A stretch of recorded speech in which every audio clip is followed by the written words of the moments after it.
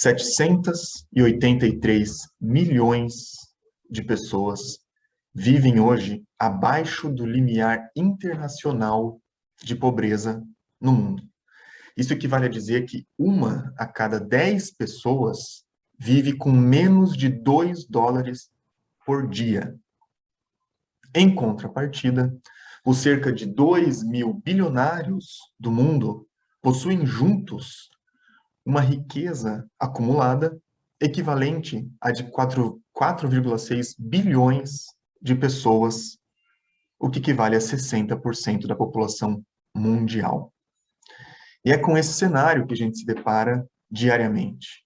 A extrema pobreza e miséria, lado a lado com o luxo, com a riqueza, esbanjando. E, infelizmente, a pandemia não veio muito para ajudar esse cenário, porque a gente vê que, com a pandemia, o rico ficou cada vez mais rico e o pobre cada vez mais pobre.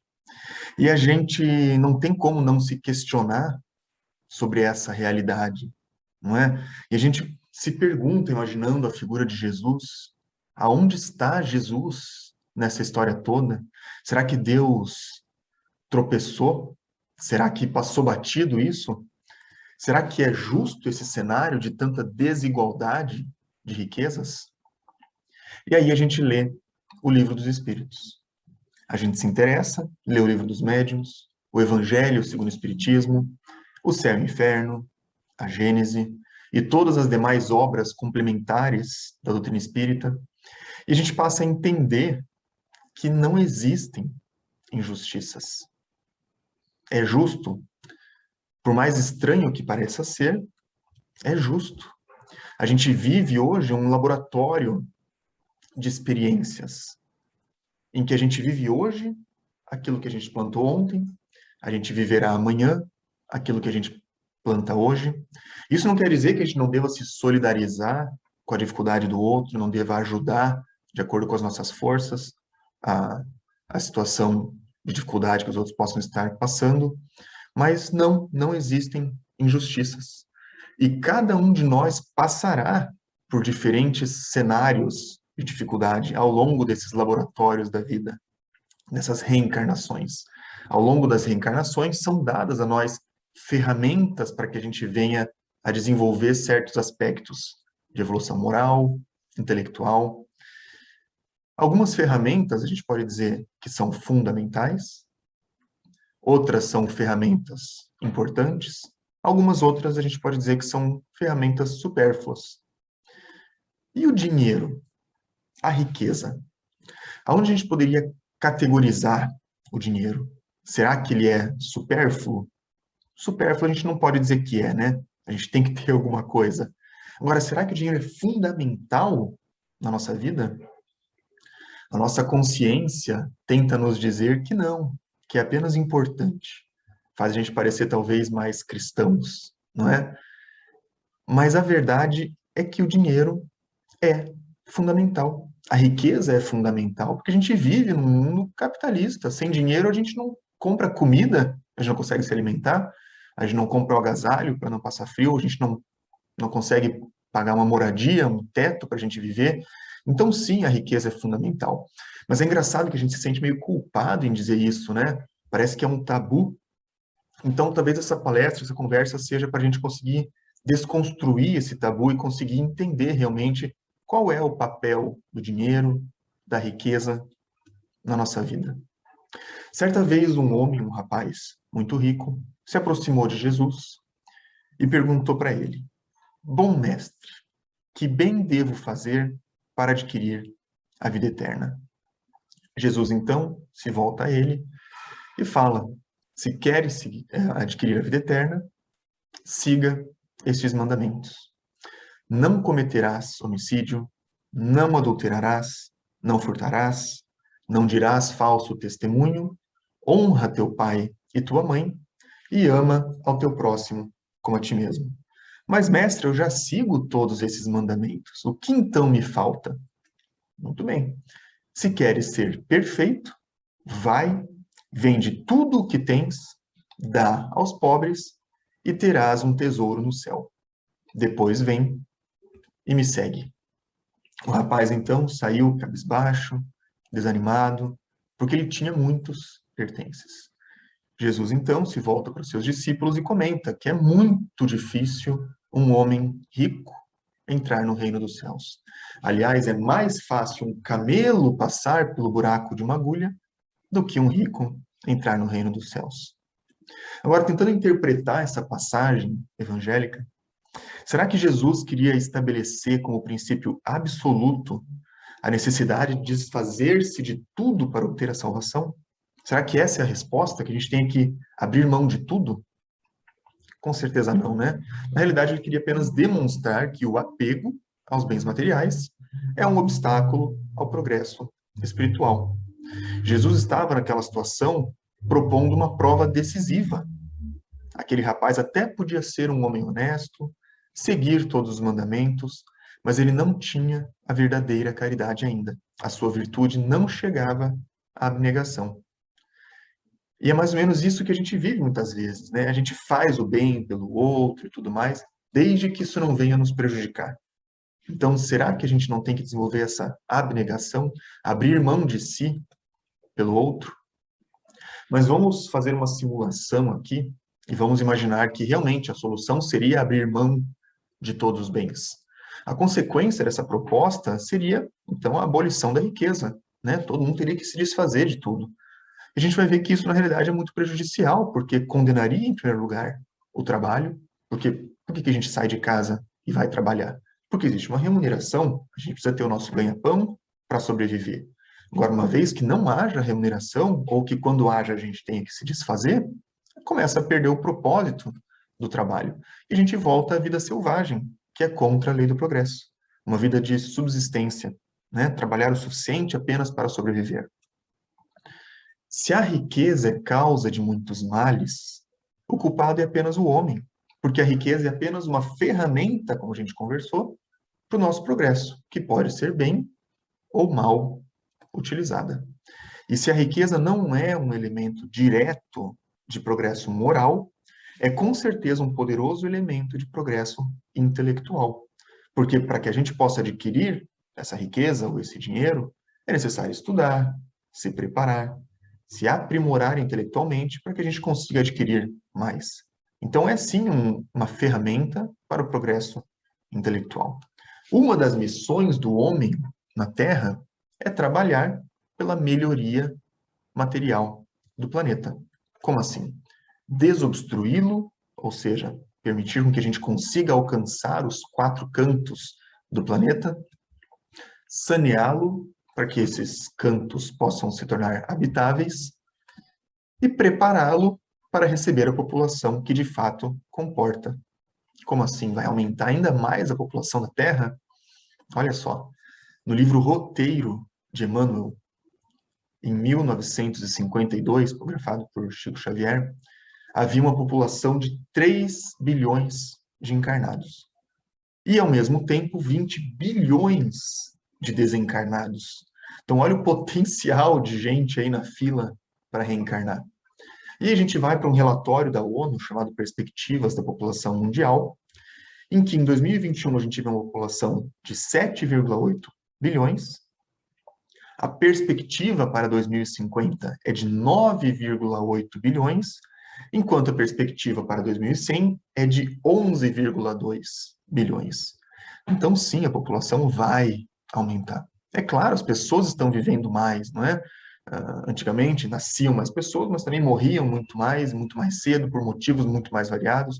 Hoje, muitas doenças têm cura, a gente consegue uma qualidade de vida melhor, então as pessoas vivem mais e a Terra vai sim ter mais gente encarnada ao mesmo tempo.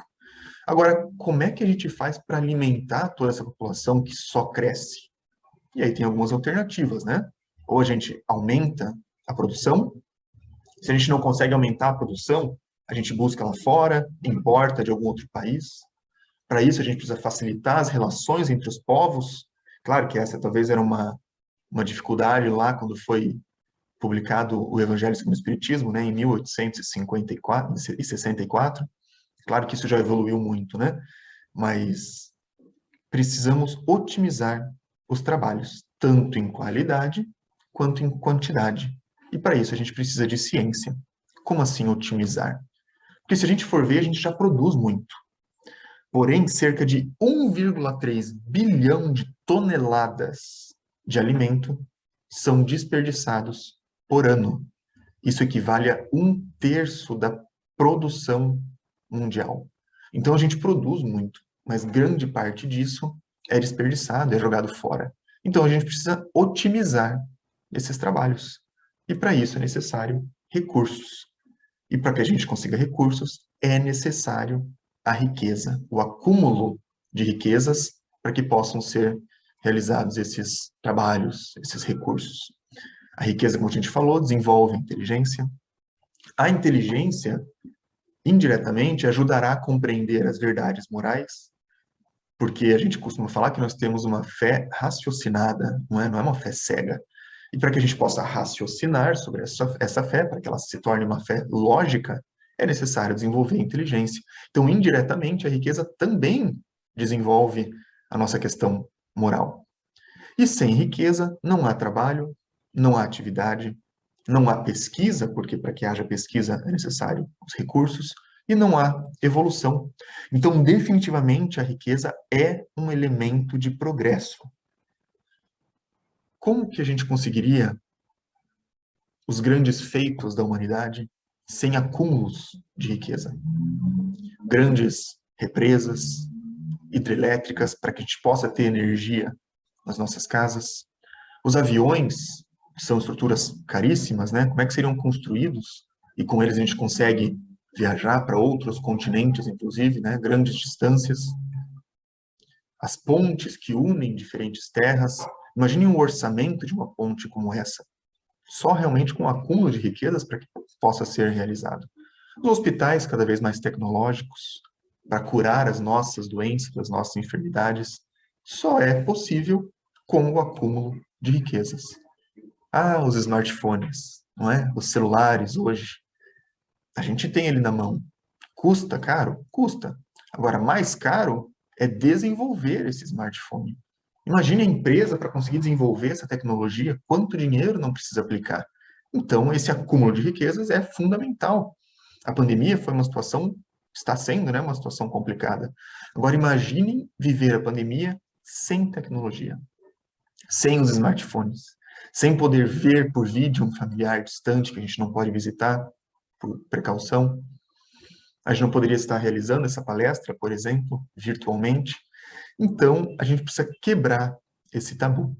A riqueza é fundamental no mundo em que a gente vive. Muito bem. Uma vez dito isso, a gente passa agora ao outro aspecto da riqueza, que é a desigualdade dessa riqueza. Por que que tem gente com tanto e outras pessoas com tão pouco? E aí, só a reencarnação vai explicar. Como a gente falou, a gente vive diferentes experiências, é um laboratório, a vida é um laboratório de experiências. E a gente vai viver ora na riqueza, ora na pobreza, e vai aprender diferentes ensinamentos em cada uma dessas situações. E a gente não pode esquecer que a situação que a gente vive hoje decorre dos nossos atos de ontem. E como eu falei, a nossa situação de amanhã decorre dos atos de hoje. É a lei de ação e reação. No futuro, os espíritos explicam que haverá uma desigualdade relativa. Mas vejam, não vai haver a extinção da desigualdade. Vai haver uma desigualdade porque as pessoas não são iguais. Então sempre vai haver alguma desigualdade, porém sem carências e sem excessos. Mas enquanto a Terra não se tornar um mundo superior, haverá dor, haverá desigualdades extremas, que é inerente às imperfeições morais de nós, espíritos encarnados, que ainda estamos em evolução. Todas as necessidades que nós passamos são necessárias, por isso o nome. Enquanto for necessário para a nossa evolução, passaremos por necessidades. E à medida em que a gente for se iluminando, se elevando moralmente, intelectualmente, essas necessidades deixam de ser necessárias. E a gente não vai mais precisar passar por elas.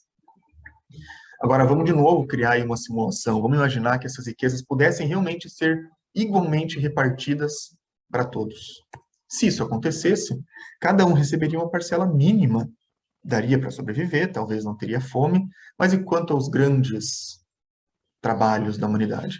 Se fosse durável essa divisão, seria o aniquilamento dos grandes trabalhos, que, como a gente conversou, precisam de acúmulos maiores de riqueza para que sejam realizados. E se por acaso fosse realmente possível dividir igualmente para cada um, em pouco tempo o equilíbrio estaria desfeito. Como a gente falou, as pessoas não são iguais. Então, dentro de um mês, uns já teriam muito mais, outros já teriam perdido tudo, porque os homens não são igualmente inteligentes, ativos e laboriosos para adquirir mais, e também não são sóbrios e previdentes de maneira igual para conservar aquilo que já tem. Ah, e quanto aquelas pessoas que já nascem com oportunidades muito maiores do que os outros, com privilégios sociais, aqueles que nascem em berço de ouro, porra, aí, né, realmente não é justo, né? E aí, de novo, para poder explicar essa justiça divina, só lembrando que somos espíritos imortais e passamos por diversas e diversas situações, ora como homem, ora como mulher, ora como rico, ora como pobre, e em diferentes situações, para que a gente possa tirar a lição de cada uma dessas situações. Seria materialmente impossível que todos possuíssem grandes riquezas ao mesmo tempo. Então Deus faz com que cada um possua a seu turno, um numa encarnação, outro em outra encarnação. Outros nascem muito pobres e, por mérito ou por sorte, se tornam muito ricos. E existe aí um jogo, aí, um tabuleiro de xadrez, em que as peças vão sendo movidas e cada um vai possuir uma fortuna, uma riqueza a seu turno. E por que que Deus concede muitas vezes a riqueza para pessoas incapazes de usá-la para o bem? E aí só o livre-arbítrio, né, para explicar isso. Deus nos dá esse livre-arbítrio para que a gente possa distinguir o bem do mal por experiência própria, muitas vezes errando. O erro é um grande professor, a gente aprende muito errando. E a riqueza, tanto a presença quanto a ausência dela, servem para nos experimentar moralmente. Quem vive com riqueza deve desenvolver a caridade, auxiliar os outros, porque tem mais possibilidades, e a abnegação, muitas vezes abrir mão de certos privilégios que possui para auxiliar o outro. Ao mesmo tempo, quem vive na pobreza deve desenvolver a paciência, porque a gente sabe que quem tem menos precisa ter um pouco mais de paciência, ou compra parcelado, ou junta por um tempo para conseguir adquirir alguma coisa, mas com cuidado acaba adquirindo. E também a resignação, ou seja, aceitar a vida sem revolta, o que não significa aceitar passivamente. Sabe aquela coisa assim, ah, eu passo por dificuldades e a vida é horrível porque Deus quer. Não, não é assim. A gente tem que estar sempre buscando situações melhores, mas aceitar a realidade sem se revoltar. Agora, por mais que pareça difícil a prova da pobreza, a riqueza com certeza é uma prova muito mais arriscada e perigosa do que a miséria, pelo menos do ponto de vista moral. Lembrando que Jesus já falou que é mais fácil um camelo passar pelo buraco de uma agulha do que um rico entrar no reino dos céus. Por que isso? Porque quem vive com a riqueza vive rodeado de tentações, de fascinação pelo dinheiro. Porque ele é um supremo excitante do orgulho, do egoísmo, da vida sensual de prazeres imediatos. Esse dinheiro, essa riqueza, prende o homem à terra e lhe desvia do céu os pensamentos. O que não quer dizer que todo homem rico seja orgulhoso, egoísta, mas com certeza todo homem rico é tentado por essas questões. Então, ao invés de servir-se da riqueza para aproximar-se de Deus, o homem acaba afastando-se de Deus por servir a riqueza. Mas ninguém pode servir a dois senhores, já dizia Lucas, porque ou odiará a um e amará a outro, ou se prenderá a um e desprezará o outro. Não podeis servir simultaneamente a Deus e a Mamon. O que vem a ser esse Mamon, né? Mamon é uma palavra de origem hebraica que significa riqueza, cobiça, dinheiro, bens materiais, prazeres desequilibrados, e é também o nome dado a uma divindade que suborna os homens para obter as suas almas. A gente já ouviu falar, né, daquele homem que vendeu a alma para o diabo. O que isso significa? Aquela pessoa que abre mão dos seus valores para obter mais riquezas. É mais ou menos por aí. E o apego aos bens materiais, ele é próprio das tendências humanas. Quanto mais o homem ganha, mais ele quer ganhar. E quanto mais ele se apega a esses bens materiais, menos sensível ele se faz às misérias alheias. Agora, a riqueza, ela é uma prova difícil, mas ela não é impossível. Porque se fosse, Deus não dava a nós essa prova, essa provação, né? Ele só dá o frio conforme o cobertor, não é isso? Ele só dá a dificuldade conforme a nossa possibilidade de superá-la. Então, sendo bem conduzida, essa riqueza pode ser um meio de salvação para aquele que souber usá-la. Existe também, no Evangelho de Lucas, uma passagem falando sobre um homem rico que vestia púrpura e linho e se tratava magnificamente todos os dias. E havia também Lázaro, deitado à sua porta, coberto de úlceras, e que daria ao mundo para se alimentar das migalhas que caíam dos grandes banquetes daquele senhor. Porém, nunca ninguém lhe dava nada, e inclusive os próprios cães vinham lamber as suas chagas. Eis que certa vez Lázaro morre e é levado pelos anjos ao seio de Abraão. O homem rico também morre, eventualmente, porém teve por sepulcro o inferno. E aí, quando este homem estava lá nas labaredas do inferno, cheio dos tormentos, ele vê lá de longe à vista Abraão e Lázaro com ele. E ele grita: Pai Abraão, tem piedade de mim e manda-me Lázaro. Porém, Abraão responde: Lembra-te de que recebeste em vida teus bens, enquanto Lázaro só teve males. Disse o rico então: Eu te suplico que o mandes à casa de meu pai a dar-lhes testemunho, para que eles não venham a cair no mesmo erro que eu e passem pela situação que eu estou passando agora.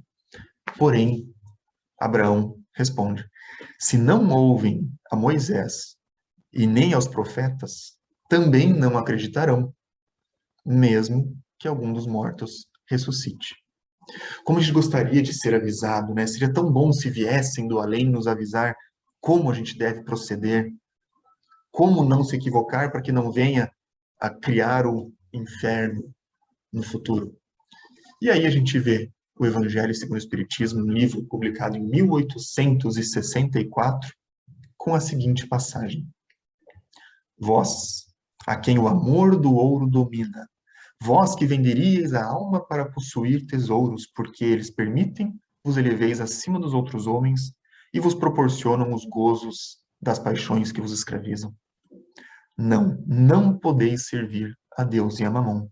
Se, pois, sentis a vossa alma dominada pelas cobiças da carne, dai-vos pressa em alijar o jugo que vos oprime, porquanto Deus, justo e severo, vos dirá: Que fizeste, ecônomo infiel, dos bens que te confiei? Esse poderoso móvel de boas obras, exclusivamente o empregaste na tua satisfação pessoal. Pois é, nós fomos avisados. E nós somos constantemente avisados pelas obras espíritas ou por tantas outras situações. A gente sabe como proceder. Nós é que fechamos os olhos. Então, realmente, se a gente não dá ouvidos ao Evangelho, a esses lembretes diários, mesmo que um espírito se materializasse na nossa frente, a gente não daria ouvidos. Ou talvez daria, e rapidamente, em questão de uma semana, já voltaria aos mesmos vícios, né? Vícios mentais, muitas vezes, que os nossos pensamentos nos levam a esses equívocos. Então, como deve ser o emprego da riqueza? O que Deus quer de nós? Amai-vos uns aos outros. Isso já traça toda a linha de proceder. Talvez a gente poderia até encerrar a palestra por aqui. Porque se a gente seguir isso, está dada a resposta para todo o nosso proceder, como nós deveríamos seguir a nossa vida. Amai-vos uns aos outros. A caridade é o emprego que mais apraz a Deus. mas não aquela caridade fria e egoísta, aquela esmola que a gente dá, aquele supérfluo, aquela camisa já rasgada que a gente passa adiante, aquele sapato furado. Não. Mas sim aquela caridade plena de amor que procura a desgraça e a ergue. A gente costuma falar que se uma pessoa vem e lhe pede uma esmola, nós já falhamos com essa pessoa. Porque é nosso dever perceber que aquela pessoa está em dificuldade, e vamos combinar que basta abrir os olhos para ver que aquela pessoa está passando necessidade, não é nenhum segredo. E a gente que deveria ir até essa pessoa para ajudá-la, né? E não fazer com que ela venha e tenha que se humilhar e pedir por uma esmola. Rico, diz o Evangelho, dá do que te sobra, mas não para por aí. Dá também o essencial. E não se esqueça que a inteligência também é riqueza. A gente costuma falar só em doações materiais, mas não, a inteligência também é riqueza. Aquele conhecimento que a gente adquiriu e que talvez outra pessoa não teve a mesma oportunidade, o mesmo acesso, isso também deve ser compartilhado. Derrama em torno de ti os tesouros da instrução. Então não é apenas com doações materiais que a gente pode fazer o bem, é com muito mais que isso. E aí nós temos duas grandes figuras na história recente que fizeram muito, muitas vezes sem usar recursos financeiros. Madre Teresa de Calcutá, porque realmente não tinha, não é? Mas pensem o quanto ela não fez pelos pobres, por aqueles esquecidos pela humanidade, né? Moradores de rua.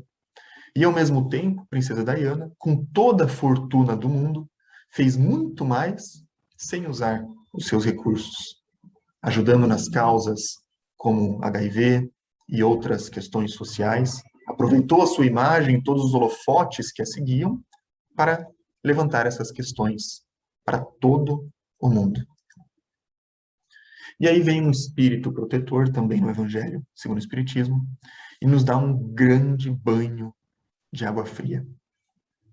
Ele fala o seguinte: considerando a brevidade da vida, dolorosamente impressiona a incessante preocupação com o bem-estar material, enquanto pouca importância dais ao aperfeiçoamento moral, que é aquele que a gente vai levar para toda a eternidade.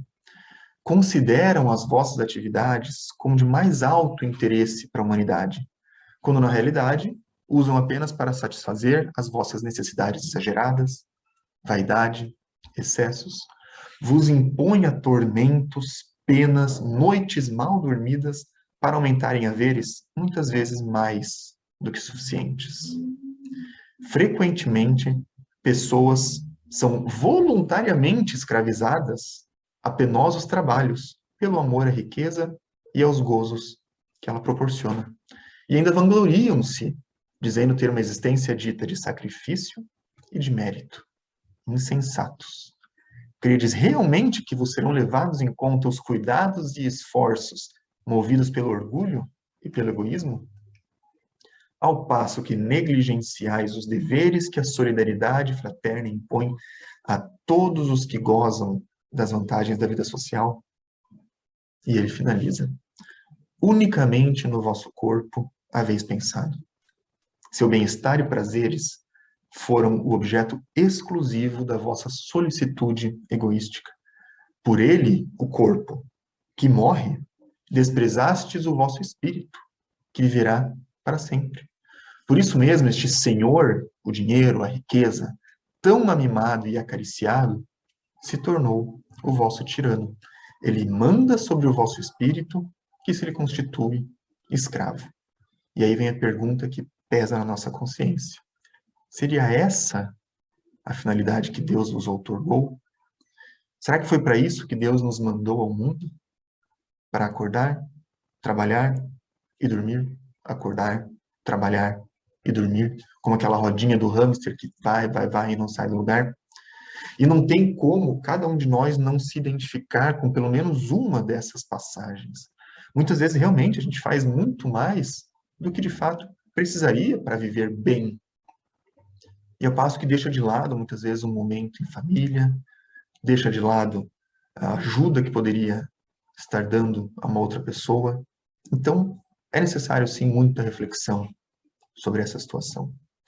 Não demore muito para perceber que é preciso pouco para ser feliz. Talvez a gente poderia colocar isso no espelho do banheiro, né? Para cada vez que a gente acordasse, a gente lesse. Não demore muito para perceber que é preciso pouco para ser feliz. A gente vive muitas vezes em busca de uma felicidade, quando a felicidade está aqui do nosso lado. É um estado de espírito. Não é preciso muito para ser feliz. E não é preciso grandes conquistas, não é preciso ir lá na frente para ser feliz. O ser feliz é agora. O resto é consequência. Então, qual é a diretriz que o Evangelho nos dá?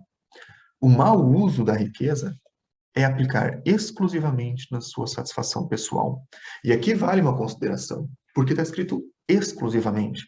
Não é pecado, não é errado a gente se dar certos mimos. Não é? A gente trabalha, a gente adquire, a gente pode fazer uma viagem, a gente pode comprar uma roupa, ou às vezes um pouquinho mais cara. Está tudo certo.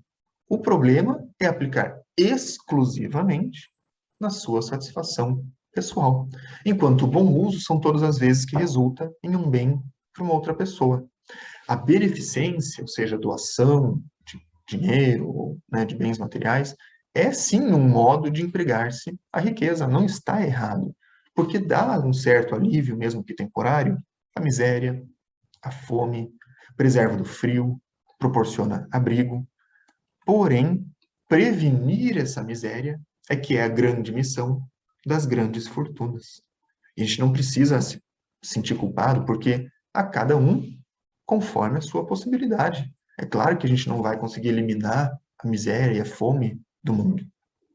Cada um conforme a sua possibilidade, como a parábola dos talentos, que certa vez um senhor foi viajar e deixou para os seus servos, para um 5 talentos, para outro 2 talentos e para um terceiro apenas 1 talento. Quando esse senhor retornou, ele percebeu que o que tinha 5 talentos frutificou esses talentos e conseguiu mais 5. Muito bem, servidor bom e fiel. Pois que foste fiel em pouca coisa, confiar-te-ei em muitas outras. Compartilha da alegria do teu Senhor. E a mesma coisa aconteceu com aquele que tinha 2 talentos. Frutificou e conseguiu mais 2. Agora, aquele a quem foi dado apenas 1 talento, quando o Senhor chegou, ele explicou: sei que és um homem severo, e como te temia, escondi teu talento na terra. Está aqui o seu talento de volta. Servidor mau e preguiçoso, devias pôr o meu dinheiro nas mãos dos banqueiros. Tirem-lhe, pois, o talento que está com ele, e deem ao que tem 10 talentos, porquanto dar-se-á a todos os que já têm, e esses ficarão acumulados de bens. Quanto àquele que nada tem, tirar-se-lhe-á mesmo o que pareça ter. E essa parábola pode parecer às vezes meio severa, né? Vamos então tentar interpretar ela para que não seja ao pé da letra, não é? O Senhor, a gente pode dizer que é Deus, e os servos somos nós nas diferentes encarnações, nos laboratórios da vida, como a gente falou. E os talentos? Os talentos são os bens e os recursos que a gente recebe, intelectuais, morais, financeiros também. E por que a distribuição desigual desses talentos entre os servos? Por causa da equidade. O que é isso? A cada um conforme as suas possibilidades. Aqueles que recebem 5 talentos correspondem aos espíritos talvez mais adiantados, que têm missões de repercussão social. Muitas vezes aquelas pessoas que vêm com a missão de auxiliar uma população inteira, uma cidade, um país, talvez até o mundo. E aquele que recebe apenas 2 talentos tem uma tarefa um pouco mais restrita, vem com a missão talvez de ajudar no seu âmbito familiar. E aquele que tem apenas 1 talento são espíritos talvez um pouco menos adiantados, que têm como missão apenas o progresso de si mesmo. E está tudo certo, porque essa é a possibilidade daquela pessoa nessa situação. Se ela conseguir aproveitar a sua encarnação e conseguir o progresso de si mesmo, ela já faz muito.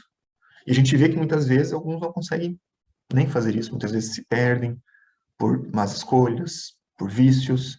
Então, com o progresso de si mesmo, já seria muito. Os primeiros servos correspondem àqueles que empregam bem a fortuna, a cultura, o poder, a saúde, os dons, enfim, os seus talentos, e fazem frutificar ainda mais. Enquanto o terceiro servo, que é aquele que deixou improdutivo o seu talento, corresponde àquelas pessoas que muitas vezes têm riqueza, mas que não gera bons frutos. perdem as oportunidades para o adiantamento moral. Tem muitas vezes o talento, mas não aproveita ele, né? Tem às vezes talentos mesmo, riquezas ou outras questões, e não aproveita isso, essas ferramentas que são dadas a essa pessoa para poder se aprimorar. E está sempre criando desculpas, justificativas, é a famosa procrastinação. Muitos de nós somos procrastinadores profissionais, né? Para que fazer agora se eu posso fazer mais para frente? Só que o problema é que o mais para frente nunca chega. A gente vai adiando, adiando, adiando, e quando viu, passou a encarnação inteira e não fez aquilo que deveria fazer. E aquela passagem final, que, como eu falei, parece um pouco mais severa, né? Dar-se-á aos que já têm, e ao que nada tem, tirar-se-lhe-á até o que pareça ter. Como assim? Quem se esforça recebe auxílio e proteção da espiritualidade superior para progredir. Todos nós temos um batalhão de espíritos, amigos, familiares que estão lá torcendo por nós, querendo nos auxiliar, mas é primeiro preciso que a gente dê o primeiro passo. Ajuda-te, que o céu te ajudará. Uma vez que a gente dê o primeiro passo, esses espíritos vão nos auxiliar ainda mais. Agora, quem não se esforça terá que expiar suas faltas em condições ainda piores. Terá que evoluir, mas com certeza numa situação menos favorável, porque a nossa vida ela é arquitetada por espíritos especializados nisso, para que a gente receba as ferramentas necessárias, as situações ideais, para que a gente evolua exatamente naquilo que a gente precisa evoluir. Agora, se a gente não aproveita essa oportunidade, a gente vai ter que evoluir de qualquer maneira, mas com certeza numa situação menos favorável. Então, se a vida te der um limão, a gente faz a limonada, a gente faz tudo o que é possível com aquilo que a gente recebe. Certa vez, Divaldo Pereira Franco, numa das suas palestras, contou a história do bispo e do senador, em que um bispo foi convidado a dar uma palestra no Senado americano, cujo tema era propriedade. E o bispo fala nessa palestra que não somos donos de nada. Ninguém tem propriedade nenhuma aqui na Terra. E aí um senador, muito rico, no final da palestra, chegou até esse bispo e falou, não, eu tenho sim muitas propriedades. Inclusive, eu te convido a sobrevoar sobre essas propriedades para eu te mostrar como elas são minhas. Então, o bispo aceitou o convite, sobrevoaram sobre diversas e diversas propriedades, e o senador então falou, viu só, são ou não são minhas? Mas o bispo não se convenceu. Então, eles aterrissaram numa das propriedades, o senador recolheu todas as escrituras das suas propriedades e mostrou ao bispo. Está aqui, ó, a prova. São ou não são minhas? O bispo então perguntou, quantos anos o senhor tem? Não, eu tenho 60 anos. Muito bem, então daqui a 40 anos a gente volta a conversar. Mas daqui a 40 anos eu já morri. Então não são suas propriedades. Nós não somos donos daquilo que a gente acha que tem aqui na Terra. Nós somos como mordomos. Deus nos empresta, a gente faz o uso, mas depois tem que prestar satisfações do uso que fizemos. Assim como um mordomo recebe uma casa para cuidar, mas ao final do dia precisa dar satisfações ao dono da casa, mostrando, né, que fez bom uso daquela casa. Então não somos donos, somos mordomos. Nada nos pertence. E esse apego é um obstáculo ao crescimento. Tudo promana de Deus e tudo retorna a Deus. Não importa a origem da fortuna. A gente pode até achar que é nosso, mas lembra que a cada um é dado, em certo momento, essas fortunas elas vão pulando de mão em mão. Às vezes uma família que é cheia de riquezas, e a gente acha que essa riqueza vai durar aí diversas para neto, bisneto, tataraneto, de repente, de uma hora para outra, essa riqueza se acaba. E isso passa para uma outra mão. A gente não pode esquecer que é apenas uma ferramenta para o progresso. Então, a gente tem que desenvolver o desprendimento dessa riqueza, desses bens terrenos. Só que o verdadeiro desprendimento não é aquele que a gente abre mão completamente de tudo que a gente tem e simplesmente doa tudo. Não, isso seria um descaso, uma fuga com os nossos compromissos. Porque se nos foi dado essa ferramenta, a gente tem que fazer ela prosperar, como a parábola dos talentos. Se nos foi dado este talento, é nosso objetivo fazer ele prosperar. Não, o verdadeiro desprendimento é aquele que dá à riqueza apenas o seu devido valor. Prescindir quando não a tiver, empregá-la utilmente quando a possuir e, ao mesmo tempo, perder sem murmurar, com uma atitude resignada. Lembra a resignação? Aceitar sem revolta, porque nada é nosso e tudo tem um porquê. E quanto a nós? Se nós só usarmos a nossa riqueza, por menor que ela seja, apenas a nosso favor, a gente vive culpando os políticos, né, que têm em suas mãos o dinheiro do povo, que não é deles, e muitas vezes fazem uso apenas para benefício próprio. Agora, será que nós, quando nos é dada essa riqueza, por menor que ela seja, emprestada de Deus, já que nada é nosso, e a gente usa isso apenas a nosso favor, será que a gente não está sendo, assim como esses políticos corruptos que a gente tanto culpa e tanto julga? Todos nós somos ricos. O nosso essencial ainda é supérfluo perto daquele que nada tem. Então, todos nós podemos sim fazer pouco que seja pelo outro. O que fazer, então? Se a gente pensar no incêndio mundial da miséria e da fome, é claro que um de nós não vai conseguir apagar esse incêndio. Agora, se cada um pegar o seu baldinho de água que tem e jogar aí nessa chama, com certeza esse fogo vai pelo menos reduzir, diminuir a intensidade e talvez seja um pouco mais controlável. Então é isso que a gente tem que fazer, porque o bem que nós deixamos de fazer é um grande mal que nós estamos fazendo. E cada um de nós tem a capacidade de praticar o bem de acordo com as nossas possibilidades. Jamais será exigido mais do que isso. Agora, a quem muito é dado, muito será cobrado. O Evangelho finaliza dizendo ao pobre que não inveje os ricos, porque, lembrando, a riqueza não é sinônimo de felicidade. Muitas vezes a vida na riqueza tem muito mais armadilhas, muitas vezes mais amarguras. Então, não desanime, mantenha o bom ânimo e lembre-se sempre de Deus, porque o essencial não te faltará. E continue tentando, mesmo que muitas portas se fechem, sempre haverá aquela porta que irá se abrir. Ajuda-te que o céu te ajudará. Não adianta também a gente ficar esperando, sentado, as oportunidades caírem no nosso colo. A gente precisa dar o primeiro passo. Ajuda-te e o céu com certeza te ajudará. Aquele batalhão de espíritos ao nosso redor fará de tudo para que a gente consiga prosperar, desde que a gente dê o primeiro passo. E ao rico, qual que é a orientação? Nada nos pertence. Faça com que a riqueza gere bons frutos para si e para todos aqueles que nos cercam. Quem ajuda aos necessitados salda a dívida que contraiu com Deus. E a gente falou muito em riqueza, em bens materiais, mas a gente não pode se esquecer da verdadeira propriedade. O grande motivo, né, aquilo que a gente realmente busca aqui na Terra, não é nada que a Terra, do ponto de vista material, possa nos dar. A verdadeira propriedade é tudo aquilo que, após nós desencarnarmos, não precisaremos deixar para trás. A nossa evolução moral, intelectual, os relacionamentos, os vínculos que nós criamos, nada disso se perde.